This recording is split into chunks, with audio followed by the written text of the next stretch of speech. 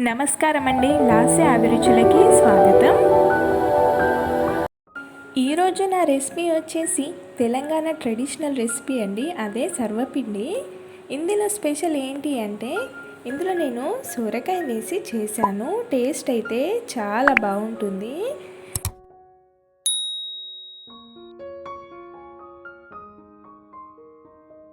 పైనుండి క్రిస్పీగా లోపల నుండి సాఫ్ట్గా చాలా బాగుంటుంది. ఇలా నేను చేసిన విధంగా ఒకసారి ట్రై చేయండి, మీకు కూడా చాలా బాగా కుదురుతుంది. ఇప్పుడు ఇది చేసే విధానం చూద్దాము. 3-4 పచ్చిమిర్చి, 2 మీడియం సైజు ఉల్లిపాయలు, 2 రెమ్మల కరివేపాకు, ఒక పిడికెడంత కొత్తిమీర, 1 టీ స్పూన్ జీలకర్ర, 2 టీ స్పూన్ల నువ్వులు, ఒక 2 టీ స్పూన్ల పెసరపప్పు శనగపప్పుని మిక్స్ చేసి తీసుకున్నాను. సోరకాయనైతే ఇలా సన్నగా తురిమి తీసుకోవాలి. మీరు ఉల్లిపాయల్ని కాస్త తగ్గించుకొని సోరకాయని ఎక్కువ తీసుకున్నా ఏం పర్వాలేదు, టేస్ట్ అయితే చాలా బాగుంటుంది. ఉల్లిపాయలు వేయకపోయినా మొత్తం సోరకాయతోటే చేసిన టేస్ట్ ఇంకా బాగుంటుంది. ఇప్పుడైతే నేను 2 కప్పుల బియ్యం పిండిని అయితే తీసుకుంటున్నాను. మీరు ఇంట్లో వాడుకునే బియ్యం పిండి అయినా వాడుకోవచ్చు, లేదంటే బయట మార్కెట్లో షాప్లో కొన్న బియ్యం పిండినైనా వాడుకోవచ్చు. నేనైతే 2 కప్పుల బియ్యం పిండిని తీసుకున్నాను. ఇందులోకి సన్నగా తురిమి పెట్టుకున్న సోరకాయ, అలాగే సన్నగా కట్ చేసుకున్న పచ్చిమిర్చి, ఉల్లిపాయ, కొత్తిమీర, కరివేపాకు ఇవన్నిటిని ఇందులో వేసేసుకోవాలి. అలాగే ఇందులోకి 1 టీ స్పూన్ జీలకర్ర, 2 టీ స్పూన్ల నువ్వులని, అలాగే ఇందులోకి పెసరపప్పు శనగపప్పు కడిగి వేసుకోండి. నానబెట్టాల్సిన అవసరం ఏం లేదు, నేను డైరెక్ట్గా కడిగే వేస్తున్నాను. అలాగే ఇందులోకి 1 టీ స్పూన్ అల్లం వెల్లుల్లి పేస్ట్, 1/2 టీ స్పూన్ పసుపు, రుచికి సరిపడ ఉప్పు, 1/2 టీ స్పూన్ కారం ఇవన్నీ ఇందులో వేసేసుకోవాలి. ఇప్పుడు ఇదంతా చేతులతో మిక్స్ చేస్తూ పిండి మొత్తం ఇలా కలుపుకోవాలి ఒకసారి. ఇప్పుడు ఇదంతా కలుపుకున్న తర్వాత కొద్దిగా వాటర్ యాడ్ చేస్తూ పిండి సాఫ్ట్గా కలుపుకోవాలి. నేనైతే ముందుగా 1 కప్పు వాటర్ అయితే యాడ్ చేశాను. సోరకాయలో నీరు ఊరుతుంది కాబట్టి ఇందులోకి వాటర్ ఎక్కువగా పట్టవు, అందుకే చూసుకుంటూ కొద్దిగా యాడ్ చేస్తూ కలపండి పిండిని.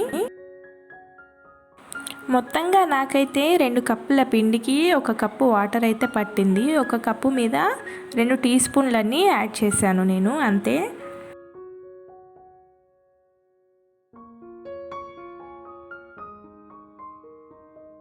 పిండి అయితే ఇలా సాఫ్ట్గా కలుపుకోవాలి.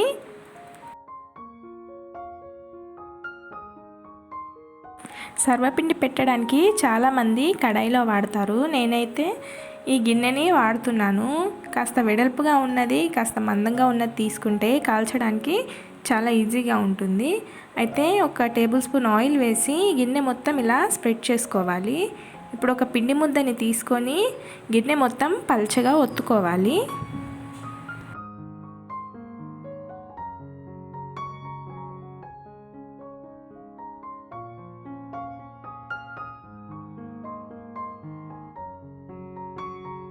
మరీ పల్చగా కాకుండా మందంగా కాకుండా మీడియంగా ఒత్తుకోండి. ఇలా మొత్తం ఒత్తుకున్న తర్వాత మధ్యలోకి హోల్స్ చేసుకోవాలి.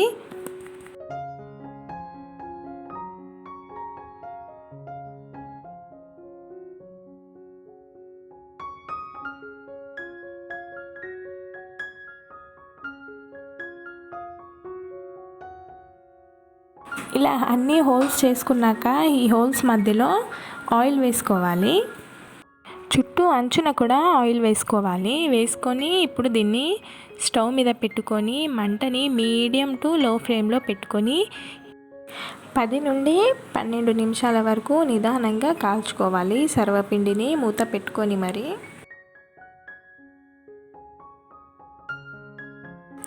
మధ్యలో చెక్ చేస్తూ ఉండాలి. ఇలా ఒక పక్కకు కాలినట్టు ఇంకో పక్కకు కాలనట్టు చూపిస్తే గిన్నెని అటు ఇటు తిప్పుకుంటూ కాల్చుకోవాలి. మంటని మాత్రం మీడియం ఫ్లేమ్లోనే పెట్టుకోవాలి. హై ఫ్లేమ్లో పెట్టుకున్నామంటే మాడిపోతుంది, కింద పైన సరిగ్గా కాలదు.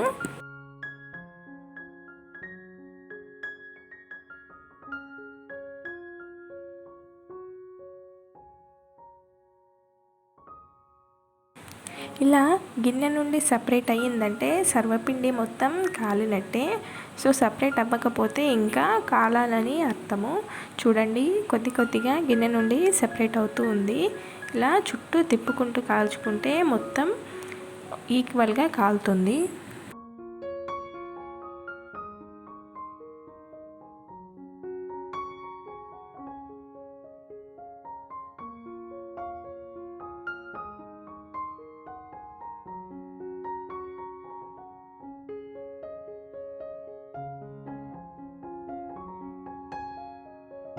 చూడండి ఇలా గిన్నె నుండి సపరేట్ అయ్యాక ఇప్పుడు దీన్ని మనం ఇలా రివర్స్ చేసుకోవాలి. ఎక్స్ట్రా ఆయిల్ ఏదైనా ఉంటే అది కిందికి కారిపోతుంది. అలాగే కింద కూడా చక్కగా వేగుతుందన్నమాట ఆవిరికి.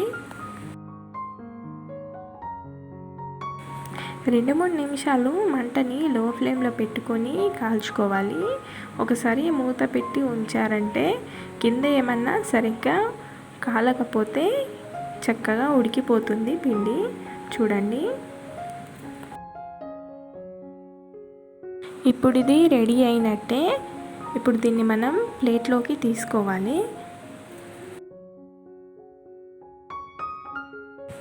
చూడండి ఎంత చక్కగా వచ్చిందో. తింటే మాత్రం చాలా టేస్టీగా ఉంటుంది. మీ ఇంట్లో వాళ్ళు కూడా చాలా బాగా ఇష్టపడతారు. ఇప్పుడు రెండో సర్వపిండిని నేను పెనం మీద చేస్తున్నాను అన్నమాట. చూడండి పెనానికి ఇలా 1 టేబుల్ స్పూన్ అంత ఆయిల్ వేసి దాన్ని పెనం మొత్తం ఇలా స్ప్రెడ్ చేసుకోవాలి. మళ్ళీ సేమ్ ప్రాసెస్లో ఇలా రౌండ్గా పల్చగా ఒత్తుకోవాలి. మళ్ళీ దీనికి మనకు నచ్చిన విధంగా హోల్స్ చేసుకొని ఆ హోల్స్లో ఆయిల్ వేసుకోవాలి. అలాగే చుట్టూ అంచున కూడా ఆయిల్ వేసుకోవాలి.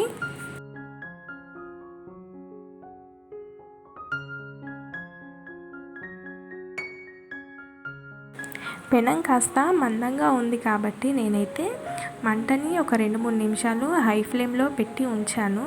ఆ తర్వాత మీడియం ఫ్లేమ్లో పెట్టుకొని నిదానంగా కాల్చుకున్నాను. ఇప్పుడు చూడండి మధ్య మధ్యలో చెక్ చేస్తూ ఉండాలి.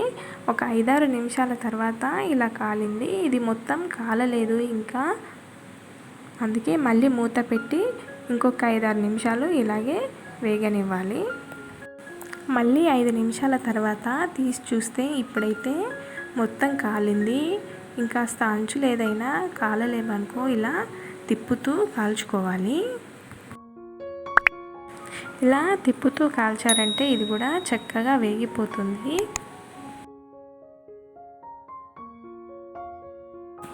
ఇప్పుడైతే ఇది మొత్తం కాలిపోయింది. ఇలా ఒకసారి రివర్స్ చేశారంటే కింద ఏమన్నా కాలకుండా ఉంటే అది కూడా చక్కగా వేగిపోతుంది. మంటని లో ఫ్లేమ్లో పెట్టుకున్నామంటే ఇది కాస్త క్రిస్పీగా వస్తుందన్నమాట. ఇప్పుడు రెండో సర్వపిండి కూడా రెడీ అయిపోయింది. చూడండి ఈ సర్వపిండిలో మీకు ఏ సర్వపిండి బాగా నచ్చిందో కామెంట్ చేయండి. సర్వపిండి మొత్తం నేను చూపెట్టిన విధానంలోనే కాల్చుకున్నారంటే చాలా టేస్టీగా ఉంటాయి. ఎప్పుడూ రొటీన్గా చేసుకునే స్నాక్స్ కాకుండా టీ టైంలో ఇలా ఒకసారి ట్రై చేయండి, చాలా బాగుంటాయి. బయట కొని తెచ్చుకునే కన్నా మనం ఇంట్లోనే ఇలా చేసుకున్నామంటే చాలా టేస్టీగా వస్తాయి. అలాగే హెల్తీగా ప్రిపేర్ చేసుకోవచ్చు. చూడండి నేను చూపెట్టిన పిండి క్వాంటిటీతో 5 సర్వపిండిలు అయితే నాకు వచ్చాయి. నా వీడియో మీకు ఎలా అనిపించిందో కామెంట్ చేయండి. అలాగే నా ఛానల్ని సబ్స్క్రైబ్ చేసుకోవడం మాత్రం మర్చిపోకండి. పక్కనే బెల్ ఐకాన్ని కూడా క్లిక్ చేయండి. నా వీడియోని ఎక్కడ స్కిప్ చేయకుండా చూసినందుకు థ్యాంక్స్ ఫర్ వాచింగ్.